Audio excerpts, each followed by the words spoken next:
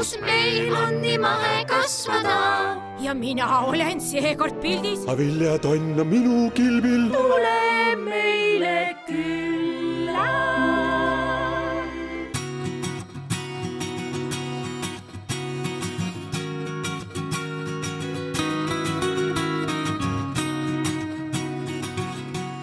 See on Põlva maakond.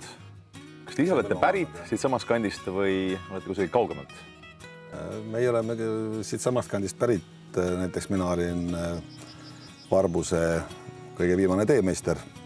Teemeister? Teemeister seal, kus praegu on muuseum. Kummal see idee tuli, et teha taluköök? No see au vist ikka kuulub mulle küll, jah. Milline sinu suhtumine oli?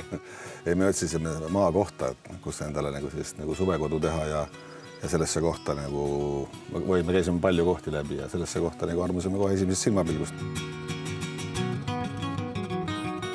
Kes on need inimesed, kes käivad siin? No me pakume privaatrestorani teenust, et see on number 1.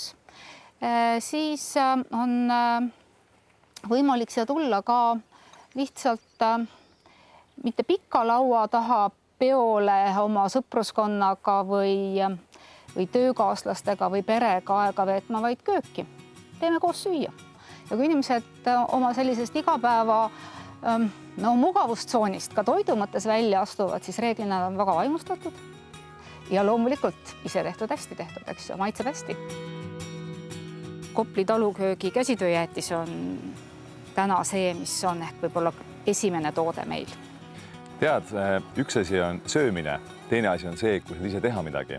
Kas ma saan täna ka jäätist teha? Tegelikult mul on jäätisetegu praegu pooleli ja ma tahaks proovida. Meil on kasvuhoones just basiilik valmis saanud, et basiiliku ja sidruni jäätis on üks nendest kombinatsioonidest, mida võiks täna proovida küll. Kas avatud talude päeval siis, kui inimene tuleb siia, ma eeldan, et see tuleb tohutult palju inimesi, mida nad teha saavad siin ja millist toitu maitsta, kas saavad ise ka käe külge panna? Ma ei saa mitte lubada, et nad saaksid käe külge panna, sest tõepoolest, nagu sa ütlesid, oodata on palju inimesi. Küll, aga ma luban, et kõige rohkem saab siin jäätist süüa ja jäätist maitsta, erinevaid huvitavamaid ja vähem põnevamaid maitseid toon kindlasti välja.